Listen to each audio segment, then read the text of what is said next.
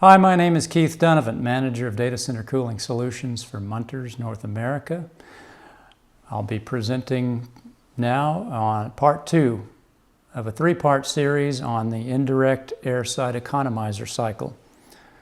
In this segment, specifically, we'll be discussing the evaporative cooling aspects and how they can improve the performance of an indirect air side economizer. What you're looking at is a slide of an indirect economizer with a plate-type heat exchanger. We have ambient air coming in at 95 degrees Fahrenheit and 75 wet bulb. In the previous segment, I was discussing dry-type heat exchange indirect economizers, and under such an ambient condition, there would be no benefit from the heat exchanger under most data center operating conditions. However, for this segment, we now add another component, a direct evaporative cooler, which can pre-cool that air and approach very closely the wet bulb temperature. I'm using 18-inch deep Munters glass deck media to pre-cool that air, getting it down to 76 degrees Fahrenheit, and working now a 76 degree Fahrenheit scavenger temperature against hot aisle return coming back at 95 Fahrenheit with only 1 degree of fan heat, 96. So we've got 96 degrees working against 76 degree scavenger air. We're able to, with a 70% heat exchange effectiveness, cool that all the way to 82 degrees Fahrenheit, leaving only a small amount, 7 degrees, of trim refrigeration-based cooling to be done to get to a target 75 degree temperature. Here's another variant of that same configuration, but this is a much more compact crack unit where we're taking outside air in. This is an actual installation that was installed near Vancouver in British Columbia, and we worked with an ambient condition of 88.6 Fahrenheit and a 71.8 wet bulb. We brought that through 18-inch deep evaporative media, which cooled it down to 72.2. So we were able to work a 72.2 degree dry bulb temperature against a data center return of 98.9, which was able to get us cooling all the way to 80.3, which is just below the ASHRAE recommended dry bulb temperature. But we were able to replace conventional crack units and avoid all refrigeration usage for this design. This shows how it was actually installed. There were 3 of these in an N+1 arrangement, so there were 3 total units, 2 to carry the load and a +1 for redundancy. With this design, the units were mounted right up against the perimeter wall. We're feeding air into a raised floor, into contained cold aisles, so the air was contained and then went through the servers, was actually ejected into the room, and then that air is returned back to the unit, right into the top of the unit with a filter, through the heat exchanger that has evaporative cooling on the scavenger air. So the scavenger air comes in through an outside louver, flows through the heat exchanger, picks up the heat, and is exhausted. So that is a very compact, compressorless crack unit that we have operating in Vancouver, British Columbia.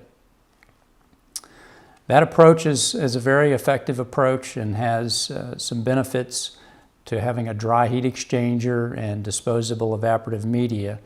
However, you can get better efficiency and lower cost with Munters' patented evaporative polymer exchanger. We call it EPX, and I'll show you now how that works. It's constructed of polymer tubes. We supply air to the inside of the tubes, which are 8 feet in length, typically on a data center cooling unit.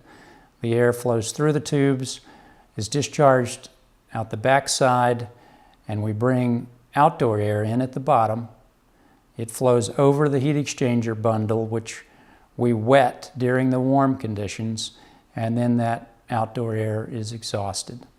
So what I'm depicting here is that we can cool air from 95 Fahrenheit to 75 Fahrenheit whenever the ambient wet bulb is 67 Fahrenheit or lower, which is most of the hours for many climates around the world. Here is that heat exchanger, the polymer heat exchanger installed in a rooftop packaged unit. Here we have the return air coming in from below into the supply fan, which pushes it through an optional filter, then in through the polymer heat exchangers, which is taking the heat away, and then through an optional cooling coil, and then delivering cooled air back into the room or ducted delivery system, whichever there may be. Outdoor air comes in, we call that scavenger outside air because we're using it to extract heat, but it comes in on the side, flows up through the outside of the heat exchanger tube bundle, and then is exhausted through these electronically commutated driven EC axial fans that's discharged to the atmosphere. So they're variable speed control. Let me walk you through the actual temperatures for a particular example now. Same rooftop configuration. We've got return air coming in at 95. We're showing 1.5 degrees of fan heat, so it's elevated now to 96.5 Fahrenheit. Flows through, comes out at 76.6, leaving a little bit of trim DX to be done to cool it to 75. Now performance is based on outdoor conditions of 100 dry bulb, 70 degrees Fahrenheit wet bulb. So a hot, pretty dry condition typical of Sacramento, California, for example. That hot air flows through the wetted heat exchanger that has water circulating over the outside of those tubes, so it approaches wet bulb temperature, is extracting that heat, and so we got an approach of 6.6 degrees to wet bulb, leaving that heat exchanger. That air then leaves the wetted sprayed heat exchanger, which has a mist eliminator to capture the water droplets. So after we've extracted those water droplets, there's only humid and cooler air. It's actually at 77 degrees Fahrenheit at this point, but at an elevated relative humidity of 90% RH, which is perfect to submit to your refrigeration condenser coil. So we now send that air through the condenser coil, which is active on the hottest and highest wet bulb conditions, to do that trim cooling to take that refrigerant coil and cool it only in this case from 76.6 to 75.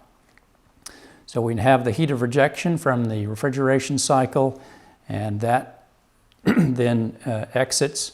Over here we've got a detailed blow-up showing the mist eliminator, and here's the condenser coil above it. After it leaves, it's exhausted through the scavenger fan and goes back to the atmosphere. There are 3 operating modes with an indirect air side economizer of this type. 1, the winter dry heat exchanger mode. This is normally the mode of operation when the ambient condition is 50 to 55 degrees Fahrenheit. You're operating in dry mode, no water consumption at all. You can vary that temperature. The heat exchanger is about 55% dry to dry heat exchange effectiveness. So you can vary the temperature at which you transition into wet mode. All depends on what your most important variable is: electricity consumption or water consumption. If you're more concerned about electrical power consumption, then you'll want to run wet sooner to get the benefit of the indirect cooler. If you're more concerned about water consumption, then you'll want to stay in the winter dry mode longer. So the second mode is the summer wet heat exchanger mode, where we fill the sump with water, circulate water with a pump over these wetted sprays So that's the indirect evaporative cooling mode. And then lastly, at the summer extreme conditions for certain climates where it's necessary, we supplement the indirect with direct expansion cooling. This chart is a little bit busy, but I get this question many, many times, which is, what is the approach temperature of the EPX? It's not a simple answer because it varies. But this chart will give you the answer for most of the operating scenarios that you'll see. So I'm going to give you an example. These lines that you see here are lines of constant wet bulb, starting out with 60 Fahrenheit, 65, 70, 75, 80, and 85. On this x-axis at the bottom is the dry bulb temperature of the data center air that's going to go into the tube. And it may include fan heat, but that's the temperature into the heat exchanger. And then on this y-axis here is the approach temperature that many are so interested in. So by way of example, I've picked this 65-degree wet bulb line. If we have return air at 95, you're going to take the 95 line, you're going to run up to the 65 wet bulb line, and you're going to come over here, and you'll see that you have an 8.2 degree approach to wet bulb. There's a little table here that you can get exact values for the plotted points. That means that your supply air is going to be cooled from 95 to 73.2. You just take your wet bulb temperature plus the approach temperature to get the actual temperature of the air leaving that heat exchanger. So in this case, it's an approach temperature of 8.2. You'll see that as the wet bulb temperature increases, the approach is better and better, which is exactly what you would hope for. So at the higher wet bulb conditions, you get a tighter approach, which is desirable. You won't get as much cooling, but you get a better approach temperature. This is a very important chart that I want to illustrate how the polymer heat exchanger design in a data center not only meets your current heat rejection needs, but it gives you built-in future capacity to meet an increased load that may occur down in the future. So I've picked an example of Roanoke, Virginia, which is very close to our Shenandoah Valley, Virginia factory. And we have a 150 kilowatt current heat rejection demand. That's your load, and current typical conditions of 20 degree delta T, 11.1 degrees Celsius. That's your operating scenario. In Roanoke, Virginia, with 95 degree Fahrenheit ambient and an 80 degree wet bulb, this is the way this system looks. So we have 95 degree return, 97.2 after fan heat, leaves that heat exchanger at 84 degrees. After trim cooling is cooled back to 75.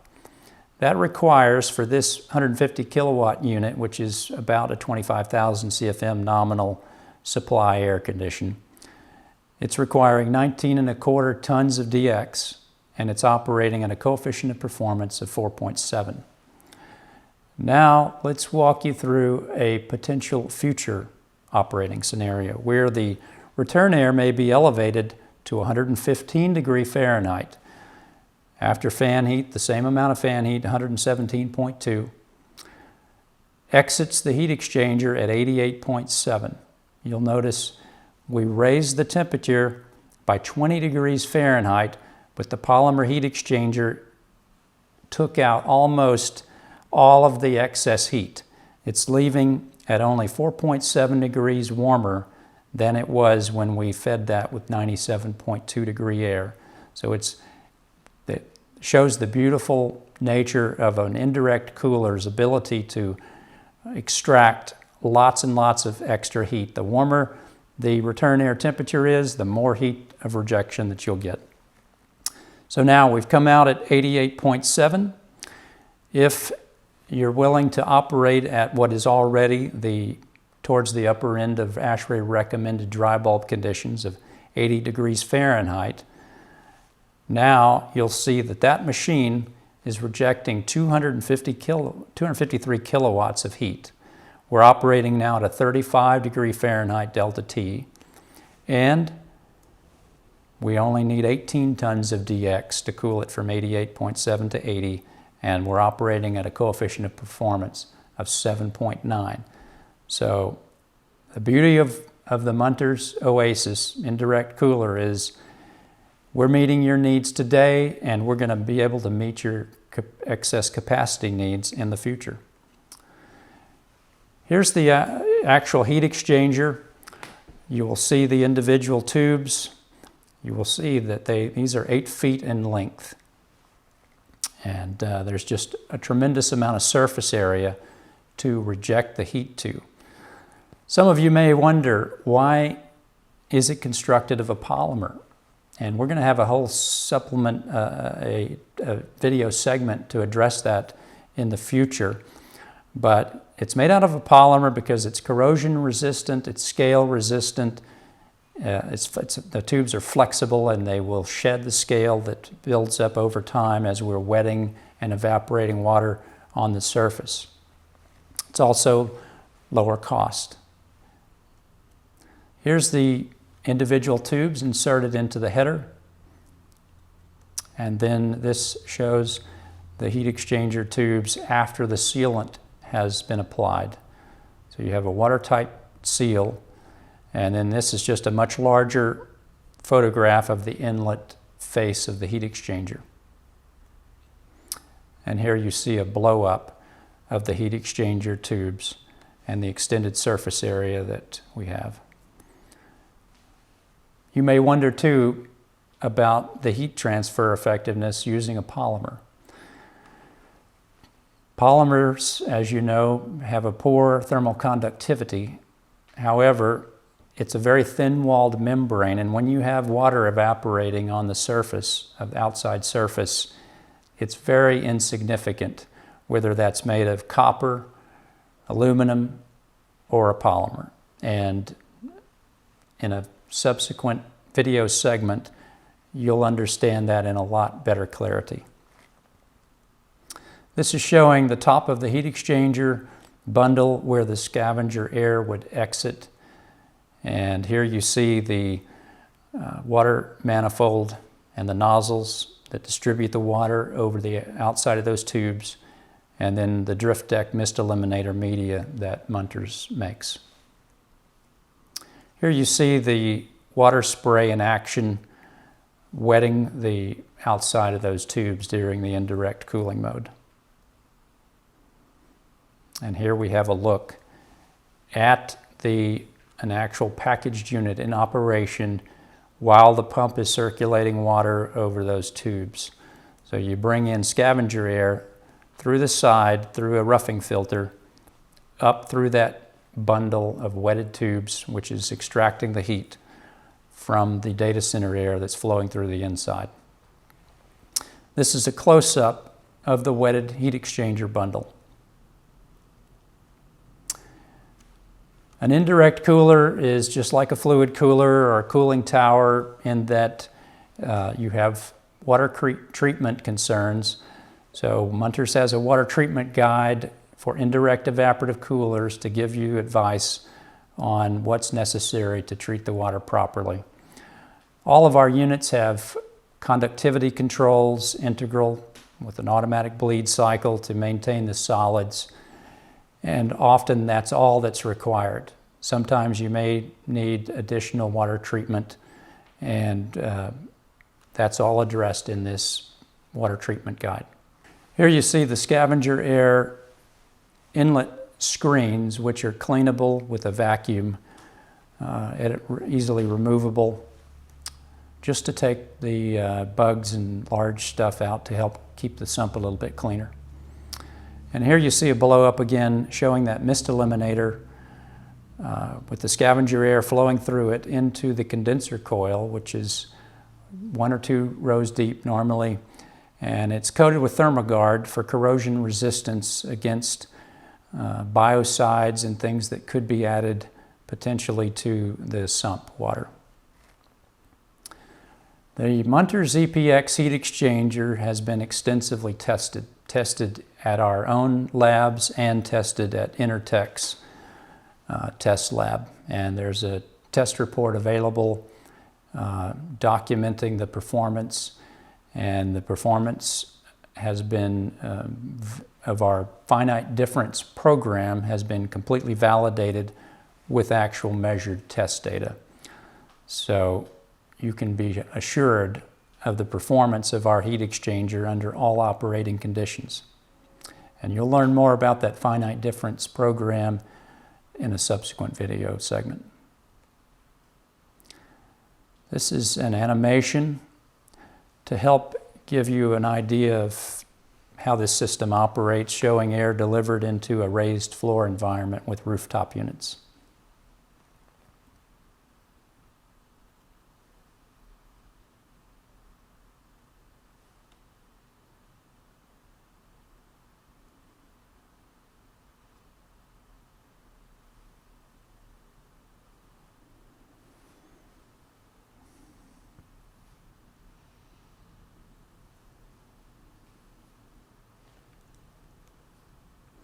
Okay, now I'm going to show you the performance metrics for one site in particular, but this chart shows various cities around the world. And I'm going to highlight Ashburn, Virginia. First, starting out with the percentage reduction in peak mechanical cooling required. This is 65.7% reduction at the peak. Now the peak is not the extreme max. These chart variables are relevant, are in relation to the 0.4% wet bulb design condition. So at 88 dry bulb and 77.7 wet bulb, for sizing your data center for a 96 to 75 degree cooling condition, you've got a 65.7% reduction compared to a conventional system. Next, the percent of annual ton hours where the system is operating in wet mode, 53% of your annual hours. And 44.1% of your annual ton hours are rejected through a dry heat exchange process. This is based on turning the sprays off at 50 degrees Fahrenheit. This chart would look a little bit different if we let the sprays stay on longer, but we can easily, under these conditions, turn the sprays off at 50 degrees.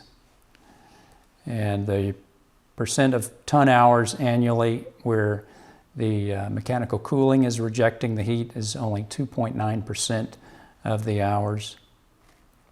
And you'll see that the mechanical cooling is off, completely off for almost 80% of the total annual hours. So that's for Ashburn, Virginia.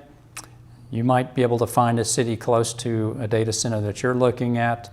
You'll see that in Salt Lake City, Utah, we're able to essentially eliminate the refrigeration in many cases. Same for San Francisco, Seattle, all of the dry western climates. Again, this is based on a 96 to 75, just using the 0.4% wet bulb design condition.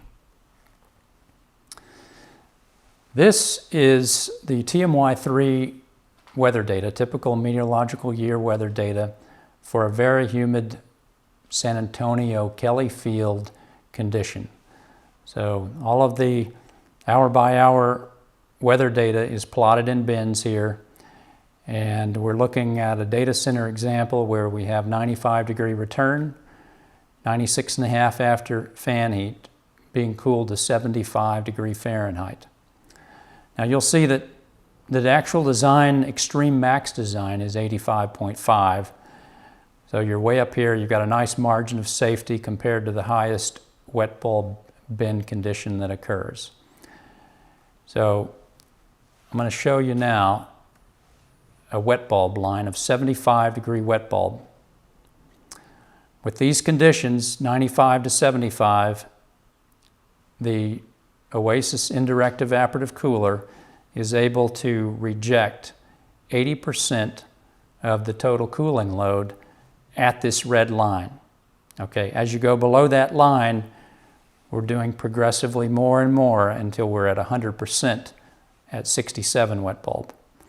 But that's pretty impressive to see that below this line, anywhere on that line, all of these weather conditions, the indirect cooler is doing 70 or 80% of your cooling and more as you go lower.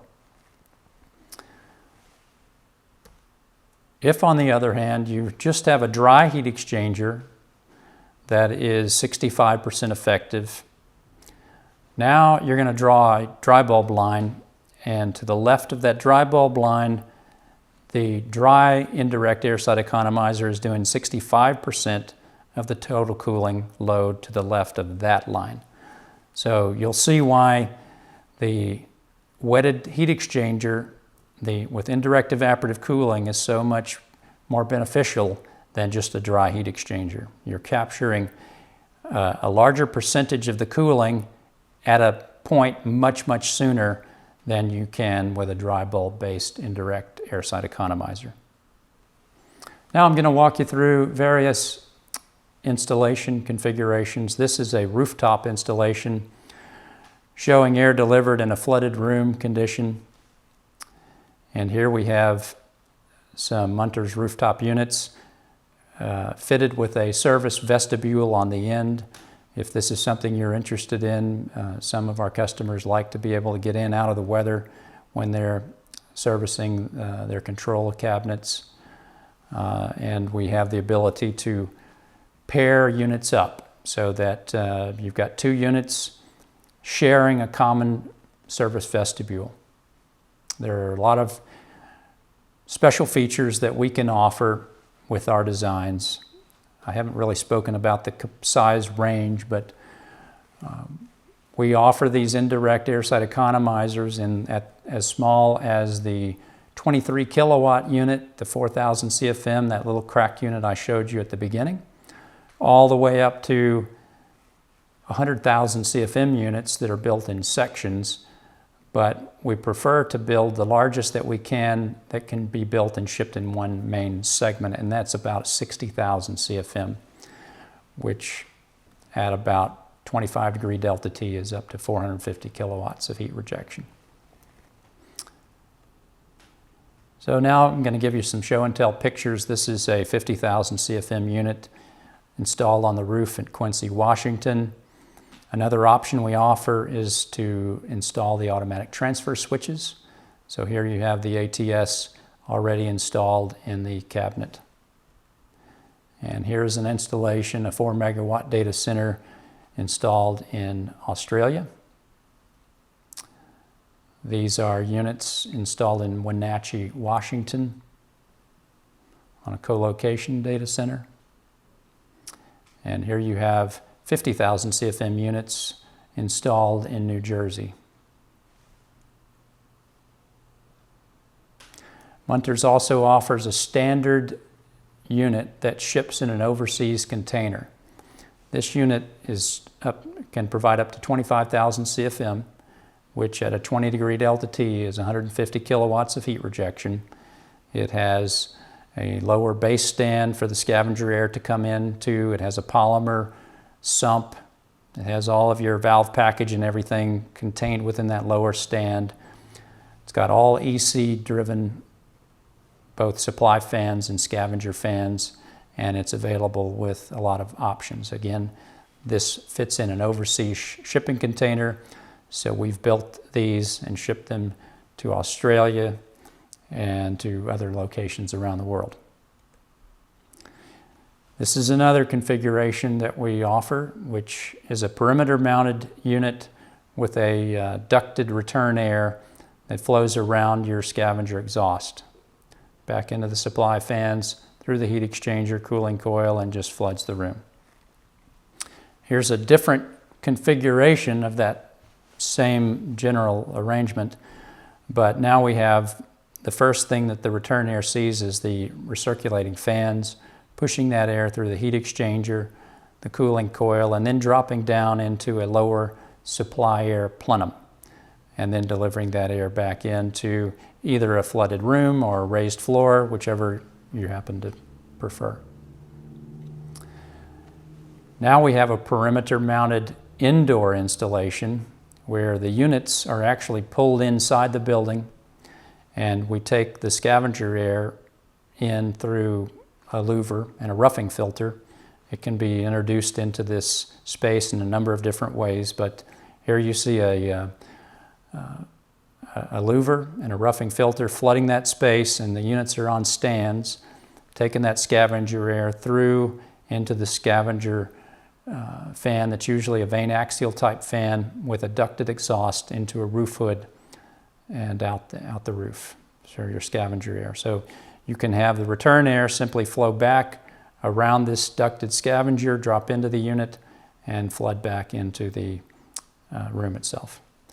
This is a good configuration for northern climates in particular, where you may want to have all of your mechanical equipment out of the weather. Here you see a potential installation for a multi-story building. So if you have a 2-3 story building, but you would like to use the indirect airside economizer, it is absolutely possible. And this is the way you would configure it. Again, we have the scavenger air coming in through a louver, roughing filter, flooding this room into individual units, and now again ducting that scavenger air out. But it's ducted out and makes an elbow, and here's your axial scavenger fans discharging into an exhaust plenum. That exhaust can flow out either side of the building, or if you're in a northern climate and you prefer, we have the potential to have mixed air dampers or recirculation dampers. So if this air is minus 20 degrees in Canada somewhere, and you don't really want to flood your mechanical room with minus 20, you can modulate this damper or these dampers open, feed some of that warm air back in, and maintain the scavenger air and mechanical space at more like a 35 to 40 degree Fahrenheit condition, which is much more comfortable to be working in. So this is a multi-story perimeter installation. Here's another series of animations to show you. This is very similar to the first animation of a rooftop unit feeding a raised floor, but these are the more compact, all EC fan-driven systems.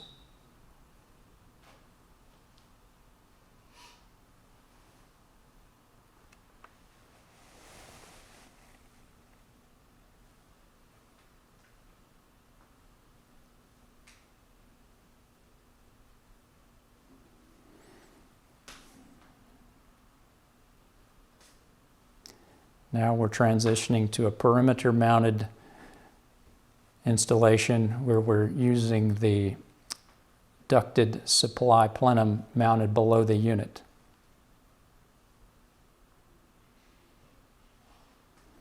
And this is with a flooded air delivery.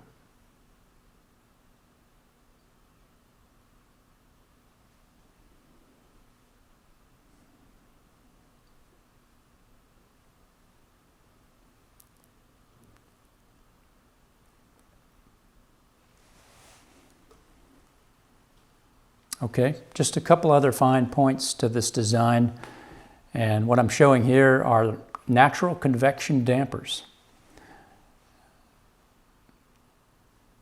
Normally you wouldn't imagine that you could reject all of the heat from a data center with just natural convection, but you actually can. So when it gets really cold, usually about 0 degrees Fahrenheit and below,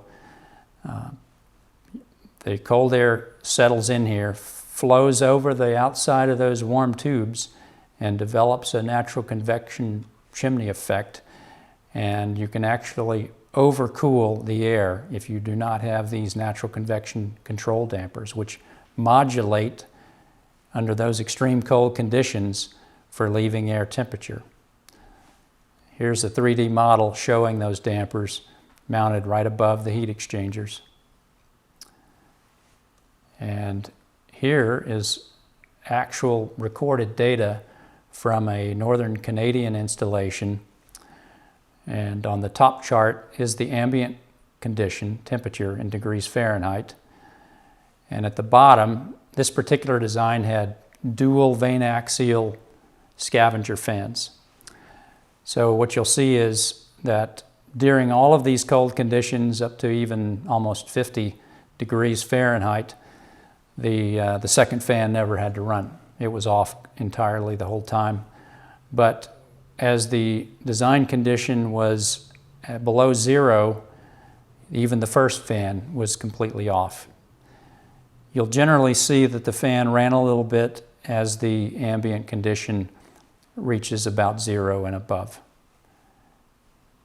So interesting, it really does work. And our models don't fully model this impact yet, so the performance that we state is very conservative because we do show some fan power even at these cold conditions, which in effect, it's really off. We've tested our units at our factories, at our test facilities, and we've had them, as I showed you earlier, the heat exchanger tested at Intertech. But this is a test setup of a 400 kilowatt machine at our Virginia factory where we built units to make ambient conditions of 105 and 85 wet bulb. So this machine takes outside air and conditions the outdoor air to make it at 105, 85 and feed it into the Scavenger intake. There's another identical unit on the opposite side doing the same thing. And we've got then a recirculating loop of the supply air recirculating back through gas heaters to simulate that 400 kilowatt load. So we successfully completed this testing at our Virginia factory this summer, and we have ongoing tests at our Dunnavant, Belgium factory, which has a real data center test lab, including simulated servers, raised floor environment, the outdoor air conditioning machines, etc. And you'll learn more about the details of that test lab in another video segment. For controls, you'll see the overall control panel here for a Munters Oasis system. And you'll learn more about the details of these controls in a subsequent video segment. But this particular system has Munters automated logic controls, including a touchscreen display and all of the electrical relays and motor starters and everything that you'll see here. For control, there are three aspects typically. One is supply temperature control, which we achieve through modulation of natural convection dampers, and next through Scavenger fan speed modulation. Next, indirect evaporative cooling enable, and finally, mechanical trim cooling.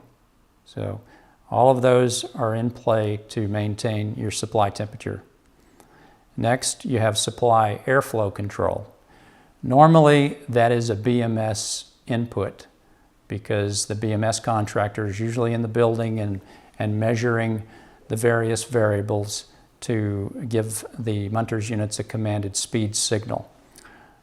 But the usual practices are for supply fan speed to be controlled on cold aisle to hot plenum differential pressure, or can be done on return air temperature, and various other strategies. Some are raised floor pressure. There's a number of strategies for controlling the supply fan speed. Next, the Munters units control room dew point through a separate makeup air system that has a return air side stream humidifier to add moisture to a slipstream of warm return air as needed to humidify in the winter time, and then to dehumidify the moist summer outside air before introducing it into the room. So those are the control parameters that we typically provide. And here's a summary of the overall indirect air side economizer cooling system. So number one, Systems with IASE result in lower connected electrical loads, allowing you to downsize your generators and your switchgear. Just as an example,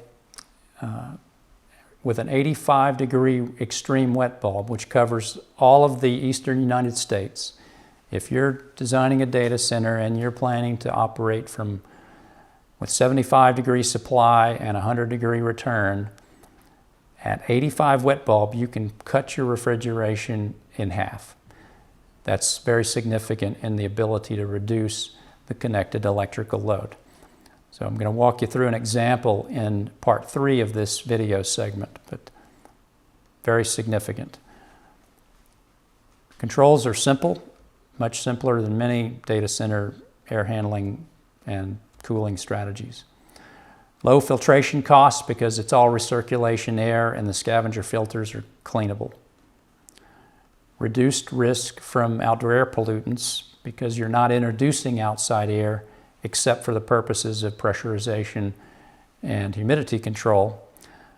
You are mitigating your risk of outdoor air pollutants affecting your servers. Next, the system operates dry during the cooler ambient conditions. This eliminates freeze concerns, and an indirect economizer consumes less water than a conventional water-side economizer, which is operating in wet mode all year long. Recirculation air doesn't impact space humidity or pressure, which is a benefit. You've got rapid restart. On a loss of utility power, the fans restart on the fly, the pumps restart immediately, and we have rapid restart compressors as well. Partial PUEs are generally less than 1.1, and in segment 3, where we walk you through an example, you'll see the actual annualized partial PUEs for our example data center. And a benefit is that this approach, unlike a direct airside economizer and direct evaporative cooling strategies, indirect airside economizer with indirect evaporative cooling works anywhere in the world. It has a benefit. If you want to learn some more, there's a ASHRAE Journal article that's a free download from our website. We'll give you a little more technical details, and you'll also get a lot more details from the Munters website. Thank you very much. This concludes part 2 of the Indirect Airside Economizer video segment.